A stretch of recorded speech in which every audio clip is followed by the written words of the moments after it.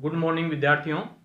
अपने गौण जनजाति के बारे में पढ़ रहे थे और गौण जनजाति के बारे में, इनके भोजन के बारे में अपन ने लास्ट बात बताई थी पिछले वीडियो में। अब अपन बात करेंगे गौण जनजाति के बारे में कि इनका वस्त्र और आभूषण। वस्त्र और आभूषण के बारे में अपन देखा कि प्रत्येक जनजातियां, कईयों को आवश्यकता कम पड़ती है, कईयों को ज़्यादा पड़ती है। इनमें जो गौण जनजाति है, क्योंकि ये गोंडवाना प्रदेश में निवास करने वाली जनजाति है वैसे, और राजा महाराजा के रूप में भी पहले साम्राज्य था इनका, रही हुई है काफी अच्छी। इसके कारण से ये जो जनजाति है ये गर्मी वाले प्रदेश में रहती है। इसके कारण से ये सूती वस्त्रों का अधिक उपयोग करते हैं। कौन से वस्त्रों का ज्यादा उपयोग करते हैं? सूती वस्त्रों का अधिक उपयोग करते हैं। और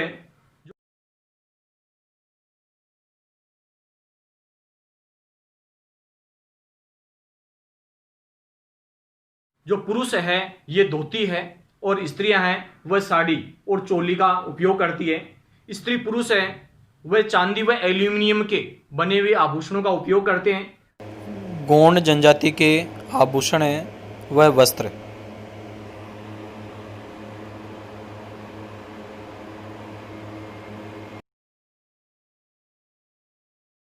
और स्त्रियां हैं कांच की रंग बिरंगी जो चूड़ियां हैं उसको अपने आप को सजाती है। वह गले में काले बन के वह कोड़े से बना हुआ हार पहनते हैं ये।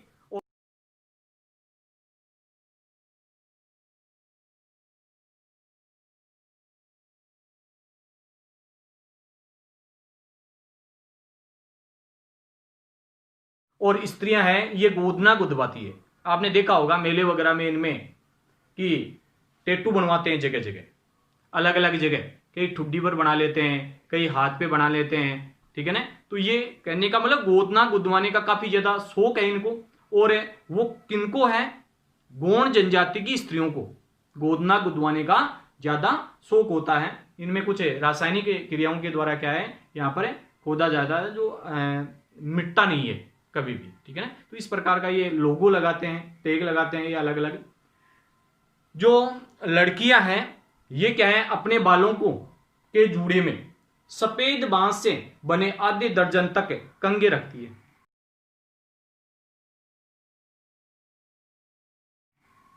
सफेद बांस से बने हुए जो कंगे होते हैं उसमें अपने जूड़ों में ये आधे दर्जन तक कंगे रखती है। तो इस प्रकार से कहने वाला वस्त्र और आभूषण के बारे में एल्यूमिनियम और चांदी के बने हुए वस्त्रों के को ज्यादा उपयोग लेते हैं। इसके बाद में इनका जो निवास क्षेत्र है, निवास घर है, क्या बनाते हैं? निवास जो घर है ये क्या है, नंगले या पल्ली कहलाते हैं।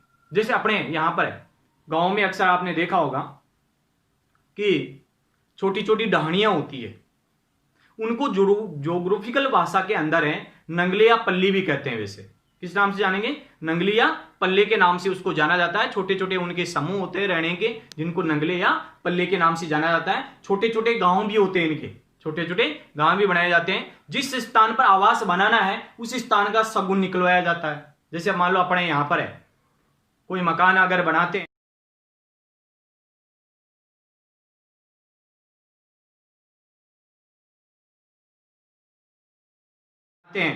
तो उसका क्या है, शगुन निकलवाते हैं, पहले मूर्त वगैरह निकलवाते हैं, इसके बाद में इस प्रकार का ये कार्य करते हैं। और वहां पर क्या है, शगुन निकलवा करके वहां पर उत्सव मनाते हैं और बतख और मुर्गी की बलि दी जाती है। देखो काफी रोचक है कि बतख और मुर्गी क्या दी जाती है, इनमें बलि देते हैं। वहां पर शगुन निकलवाते हैं, पहले उत्सव मनाते हैं और बतख और मुर्गे की क्या दी जाती है, बलि दी जाती है। इनके मकान घास व मिट्टी से बने हुए होते हैं, जिसमें रहने का कमरा होता है, रसोई होती है, बरामदा होता है और पूजा घर जरूर होता है। इसमें एक मकान होता है जो घास फूस और मिट्टी से बना होता है। वैसे इसके अंदर एक कमरा होता है, रसोई होती है, बरामदा होता है और एक पूजा घर जरूर होता है। तो इस प्रकार से कहने वाला इनका निवास घर है। इस प्रकार से नंगले या पल्ले के रूप में रहते हैं और जगह जगह छोटे छोटे गांव भी इनके बने हुए। इसके बाद में अपना बात करें औजार व बर्तन की, तो इनके औजार बहुत ही क्या है, साधारण रूप में होते हैं।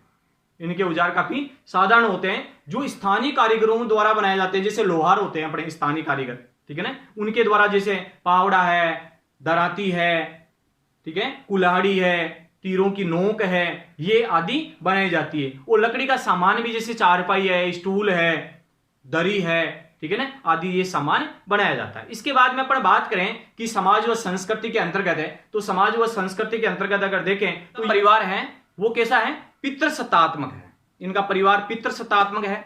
समाज व संस्कृति के बारे में अपन पढ़ेंगे तो समाज और संस्कृति के बारे में इनका जो परिवार होता है ये पितृसत्तात्मक होता है। जैसे मान लो अपने यहाँ पर है, अक्सर देखने को मिलता है अपने हिंदू रीति रिवाज के अनुसार है कि यहाँ पर है पिता सर्वश्रेष्ठ होता है, मुखिया होता है। और जैसे मान लो परिवार के अंदर सबसे बड़ा कोई व्यक्ति होता है, वही उस परिवार का क्या होता है, मुखिया होता है। तो इनमें भी इस प्रकार का होता है। पर पिता की मृत्यु के बाद में इनमें जो जागीरी होती है, इनकी सामान होता है, वो सभी पुत्रों में बराबर बांट दिया जाता है। इसमें सबसे जो बुजुर्ग व्यक्ति होता है वो परिवार का क्या होता है, सर्वे सर्वा होता है। जो वो कार्य कर दें उसको कोई कहने का वाला नहीं है मतलब। इसके अलावा इसमें विवाह के कुछ प्रचलन है, जैसे सेवा विवाह है, विनिमय विवाह है, हरण विवाह है और विधवा विवाह। इस प्रकार से कहने का वाला विवाह ये करते हैं। देखो वैसे अपने हिंदू रीति रिवाजों के अनुसार विवाह के 8 प्रकार हैं। कितने प्रकार हैं, 8 प्रकार हैं। अब 8 प्रकार कौन कौन से हैं, जैसे मान लो अपने ब्रह्म विवाह है, देव विवाह है, आर्य विवाह है, प्रजापत्य विवाह है, असुर विवाह है, गंधर्व विवाह है, राक्षस विवाह है और पिशाच विवाह है। ऐसे मतलब 8 प्रकार बताए गए, जिनमें से जो 4 हैं ये अच्छे बताए गए। जो शुरुआत वाले जो 4 हैं, जैसे ब्रह्म विवाह सबसे सर्वश्रेष्ठ बताया गया। जैसे दूसरे नंबर पर आता है अपने देव विवाह है, तीसरे नंबर पर है आर्य विवाह है और चौथे नंबर पर है प्राजापत्य विवाह, प्राजापत्य विवाह जो है वो सर्वश्रेष्ठ मतलब 4 है और उनमें से सर्वश्रेष्ठ ब्रह्म विवाह को बताते हैं। और वैसे जो 4 विवाह है उनको नकारा गया है, वैसे हिंदू देवी देवताओं के अनुसार है या हिंदू धर्म के अनुसार 4 जो विवाह के प्रकार है उनको नकारा गया है। उनमें कौन कौन से हैं, जैसे असुर विवाह है, गंधर्व विवाह है, राक्षस विवाह और पिशाच विवाह। अब इनके अंतर्गत भी क्या है, जैसे विवाह के 4 प्रकार हैं, सेवा विवाह है, विनिमय विवाह। सेवा विवाह का मतलब है कि फेरे वगैरह इनके अंदर होते हैं, ठीक है, और लड़की का जो पिता है वो कन्यादान करता है और विवाह संपन्न करवाया जाता है। लेकिन विनिमय विवाह का मतलब है आटा साटा, जिसको अपन कहते हैं साधारण भाषा के अंदर विनिमय, लेन देन, ठीक है ना, दोनों तरफ से।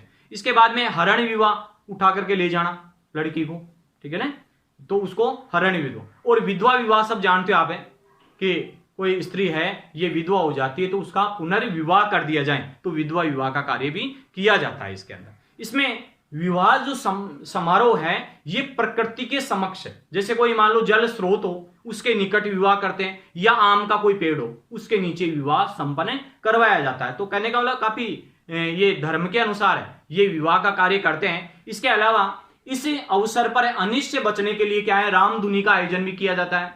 और एक इसके अंदर है पटेल होता है, इनके अंदर क्या होता है, पटेल होता है या मुखादम होता है, जिसको क्या कहते हैं, मुखादम। पटेल या मुखादम के नाम से जो गांव का मुखिया होता है उनको क्या कहते हैं, पटेल। क्या कहते हैं, पटेल के नाम से इसको जाना जाता है। इसके अलावा एक कोतवार होता है जो गांव की चौकीदारी करता है, वो कोतवार कहलाता है। गांव की चौकीदारी करने वाला व्यक्ति कौन कहलाता है, कोतवार के नाम से जाना जाता है। लेकिन एक देवबारी भी होता है इनके अंदर। इनके अंदर क्या होता है, देवबारी। देवबारी का मतलब यह है कि जो गांव का जो पुजारी होता है या कोई पुरोहित होता है उसको देवबारी के नाम से जानते हैं। गांव का जो पुजारी होता है या पुरोहित होता है उसको क्या कहेंगे, देवबारी के नाम से उसको जाना जाता है।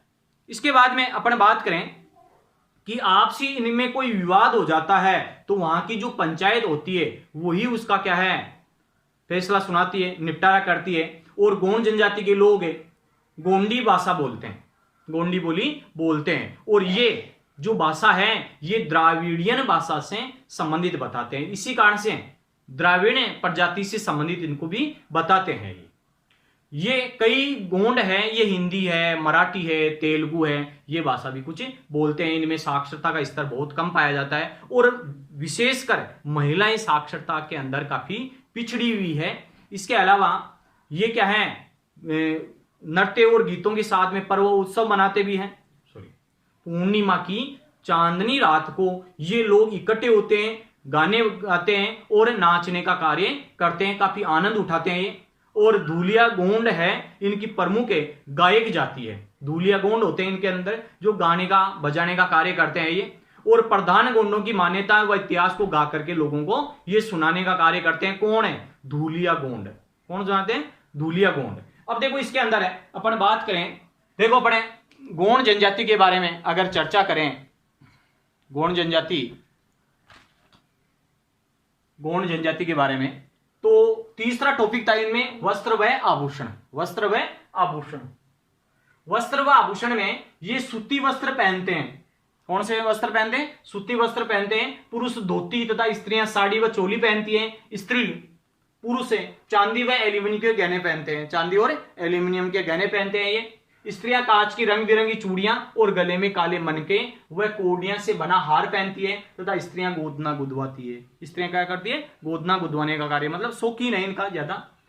लड़कियां अपने बालों के जूड़े में सफेद बांस से बने आधे दर्जन तक कंगे रखती है। सफेद बांस से बना हुआ जो जूड़ा, मतलब जूड़ा होता है बालों का, उसके अंदर सफेद बांस से बनी हुई जो कंगियां होती है वो आधे दर्जन तक उसके अंदर रखती है। इसके बाद में आता है इसका निवास घर है। निवास घर में कि गोंड नगली या पल्ले वह छोटे छोटे गांव में रहते हैं। नगली या पल्ली जिसको अपन साधारण भाषा में किस नाम जानेंगे? ढाणी के नाम से जाना जाता है। किस नाम से? ढाणी के नाम से जानते हैं। जिस स्थान पर आवास बनाना है उस स्थान का शगुन निकलवा कर वहां उत्सव मनाते हैं। शगुन निकलवा लेते हैं और वहां पर उत्सव मनाते हैं। और बतख व मुर्गे की क्या दी जाती है? बलि दी जाती है। इसके अंदर धार्मिक प्रथा है, बतख और मुर्गी की क्या दी जाती है? बलि दी जाती है। इनके मकान घास फूस व मिट्टी से बने होते हैं। घास फूस से और मिट्टी से बने हुए होते हैं, जिसमें रहने का कमरा, रसोई, बरामदा व पूजा घर जरूर होता है। एक कमरा होता है, रसोई होती है, बरामदा होता है और पूजा घर जरूर होता है इसके अंदर। इसके बाद में आता है औजार व बर्तन है। इनके औजार बहुत ही साधारण होते हैं जो अपने काम में लेते हैं अक्सर, जो स्थानीय कारीगरों द्वारा ही बनाए जाते हैं। लुहार है, खुरपी, फावड़ा, दराती, कुल्हाड़ी व तीरों की नोक आदि बनाने का कार्य करते हैं। लकड़ी का सामान, चारपाइयां, स्टूल आदि सामान इनके घरों में रहता है। इसके बाद में आता है आपके समाज व संस्कृति का, कि इनका परिवार पितृ सत्तात्मक होता है, मतलब पिता है ये मुखिया होता है, वो सब कुछ होता है। पिता की मृत्यु के बाद संपत्ति उनको पुत्रों में बांट दी जाती है। जो संपत्ति होती है वो सब उनके जो लड़के हैं उनमें बांट दी जाती है। सबसे बुजुर्ग है परिवार का क्या हुआ है? मुखिया बन जाता है। फिर इनमें सेवा विवाह, विनिमय विवाह, हरण विवाह और विधवा विवाह, इनमें 4 प्रकार के विवाह का प्रचलन है। कौन कौन से हैं? सेवा विवाह का, विनिमय विवाह का, मतलब सेवा विवाह का मतलब फेरे वगैरह लेते हैं, मर्जी पिता की होती है, उसके अंदर ये कार्य करते हैं। विनिमय का मतलब आटा साटा जिसको कहते हैं अपन।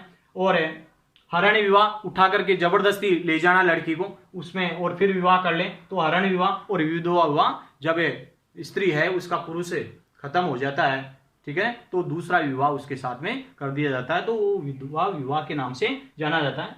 इनमें विवाह समारोह किसी प्राकृतिक स्थान पर ये विवाह समारोह करते हैं, जैसे जल स्रोत के निकट है अथवा आम के वृक्ष के नीचे किया जाता है।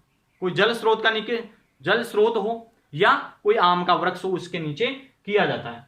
इस अवसर पर अनिष्ट से बचने के लिए रामधुनी का आयोजन किया जाता है। रामधुनी का आयोजन करते हैं, मतलब मंत्रोच्चारण करते हैं।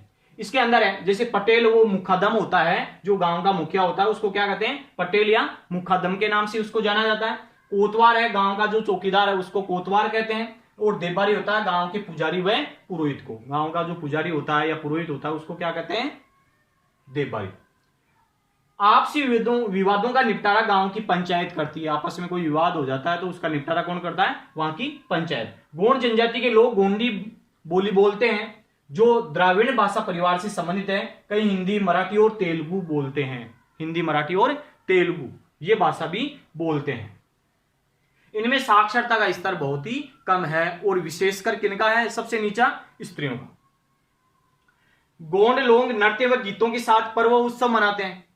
गीतों के साथ में पर्व उत्सव मनाते हैं तथा ये पूर्णिमा को चांदनी रात में इकट्ठा होकर के, पूर्णिमा की चांदनी रात में इकट्ठा होकर के गाने व नाचने का पूरा आनंद लेते हैं।